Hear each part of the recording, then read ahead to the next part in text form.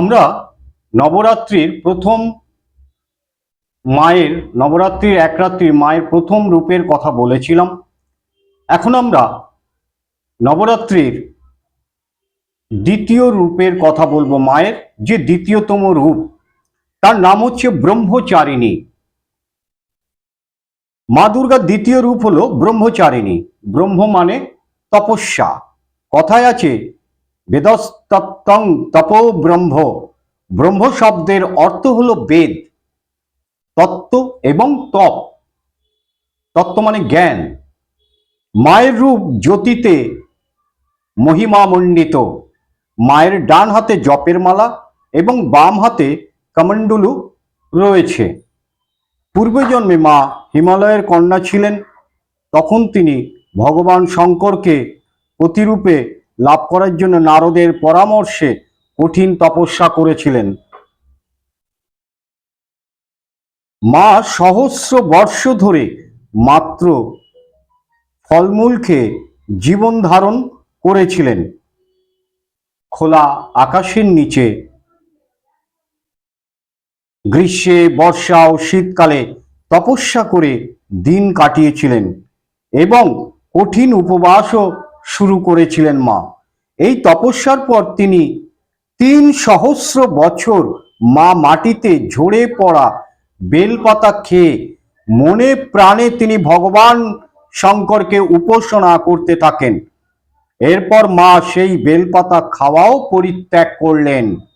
মা কয়েক সহস্র বছর অনাহার ও নির্জলা থেকে ভগবান শঙ্করের তপস্যা করতে লাগলেন।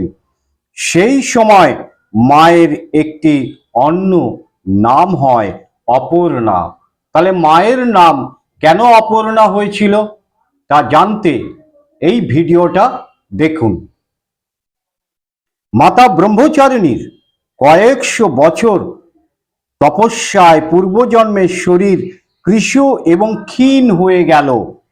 মায়ের এই দশা দেখে ওনার মা মেনকা অনেক দুঃখিত হলেন। মাতা মেনকা নিজের মেয়েকে এইভাবে কঠিন তপস্যা থেকে বিরত করতে বললেন যে, উমা, না, ওরে আর নয়, এইবার তুমি বিরত হও। তারপর মা ব্রহ্মচারিণীর পূর্বজন্মে আরেকটি নাম হলো উমা। মায়ের এই কঠোর তপস্যা দেখে ত্রিলোকে হাহাকার পড়ে গেল। সবাই মায়ের প্রশংসা করতে লাগলেন। পিতামহ ব্রহ্মা মাকে আকাশবাণী দ্বারা বললেন যে, আজ পর্যন্ত এইরকম আর এত কঠোর তপস্যা কারোরও দেখিনি।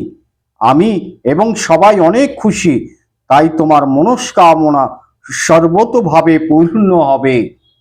ভগবান শঙ্করকে তুমি নিশ্চয়ই প্রতিরূপে পাবে। তাহলে ব্রহ্মচারিণী পুজোর দিন, এই দ্বিতীয় দিনে মায়ের কি দেবেন? চিনি। ছোট্ট একটা কাঁসার বাটিতে চিনি দেবেন পরিপূর্ণভাবে।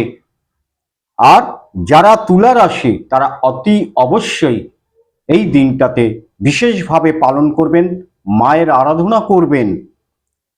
তাই তো মায়েরই রাশি এই সময় এইগুলো ছিল। তাহলে বোঝা গেল যে মায়ের নাম কেন অপর্ণা হয়েছিল এবং তাকে মাকে বিশেষ প্রিয় খাদ্য কি সেটা দিতে হয়। যদি ভিডিওটা ভালো লাগে অতি অবশ্যই লাইক, কমেন্ট করবেন, শেয়ার করবেন, সাবস্ক্রাইব করবেন। জয় জগৎ বন্ধু।